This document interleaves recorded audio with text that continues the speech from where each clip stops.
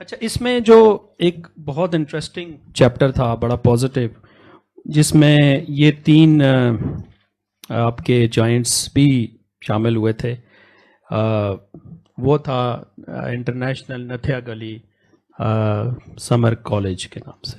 اس میں بھی آپ لوگوں نے بڑا اس میں کنٹریبیوشن ہے آپ کی، کیونکہ جو پہلا ہوا تھا 1976 میں کالج، اس میں راجر پینروز بھی آئے تھے اور عبدالسلام بھی تھے آئے تھے.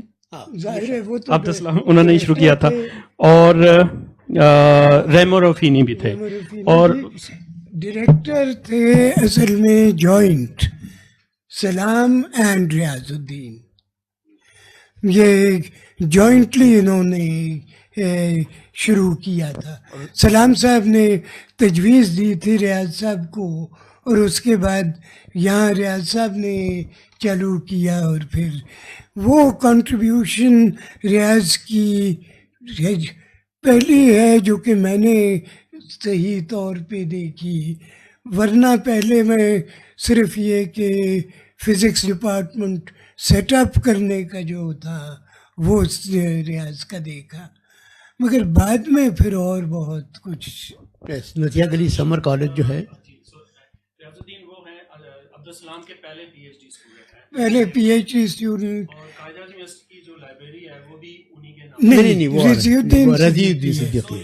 یہ ریاض الدین، اور مگر ریاض الدین کے نام پہ نہیں، نیشنل سینٹر فار فزکس انہوں نے شروع کیا، جو فزکس ڈپارٹمنٹ بہترین تھا اور ابھی تک اچھا چل رہا ہے ریاض کے سیٹ اپ کرنے کی وجہ سے. مگر اس کے علاوہ انہوں نے اور بہت کچھ کیا، اور پوری ان کی شخصیت کی میں سیکنڈ والیوم میں بات زیادہ کروں گا، اور اس میں کم ہے. اچھا، یہ بک میں آپ نے یہ لکھا تھا کہ جب عبدالسلام نے جی سی یونیورسٹی میں کوانٹم میکینکس کا کورس پڑھایا تھا تو 2 اسٹوڈنٹس ہی بچے تھے اینڈ پہ. اسٹارٹ میں تو کافی سب آئے تھے، انرول ہوئے تھے، لیکن اینڈ پہ 2 ہی رہے تھے. ایک ریاض الدین تھے جو میتھمیٹکس کی وجہ سے تھے، اور فیاض الدین تھے شاید فزکس کی وجہ سے. تو یہ دونوں جو یہ میں کریکشن سلائٹلی کر دوں، پہلے زیادہ لوگوں نے انرول کیا، تھوڑی دیر کے بعد ڈراپ آؤٹ کرنے شروع ہو گئے. بائی دی لیٹر پارٹ 2 ہی لوگ رہ گئے تھے، ریاض الدین فیاض الدین، جوڑوے بھائی، وہی 2 تھے. تو ویسے یہ جو نتھیا گلی سمر کالج ہے، اس کی ایک امپورٹنٹ بات جو ہے وہ یہ ہے کہ 1976 میں یہ شروع ہوا تھا. ہر سال ہوتا ہے، ہر سال اب تک ہوتا ہے، اور اس کی جو پروسیڈنگس ہیں وہ ہر سال چھپتی ہیں. تو ابھی میں کہیں ریسنٹلی پڑھ رہا تھا کہ دنیا جہاں میں ایسے سمر اسکولس کی پروسیڈنگس چھپتی رہی ہیں، لیکن اس سے زیادہ کسی اور کی نہیں چھپی ہے. اور یہ اب تک بڑی پابندی سے چل رہا ہے. یہ اب اٹامک انرجی کمیشن کے ہاتھ میں ہے، اور اٹامک انرجی کمیشن جو دوسرا ہے کون سا اسٹریٹجک پلانز ڈویژن، اس کا اسپیشل پلانز ڈویژن، اس کے تحت آ گیا ہے. تو وہ تمام لوگ کرتے ہیں. میرے خیال میں نیشنل سینٹر فار فزکس جو ہے اس کی ذمہ داری ہو گئی ہے کہ وہ اس کو اب چلائے، لیکن چل رہا ہے وہ ابھی تک. اور ریمو رفینی تو بعد میں بھی آئے تھے جب چائنا کے کچھ ڈیلیگیٹس کچھ فزسٹس کو بھی فانگلیز ہی اور باقی لوگ وہ چائنا سے آئے، ان کی وجہ سے ہی. جی تو میں اس بک میں یہ جو چیپٹر ہے نتھیا گلی کے حوالے سے، یہ تو مجھے بڑا فیسینیٹنگ لگتا ہے کہ یہ جو بڑے جوائنٹس تھے یہاں پہ آتے رہے ہیں.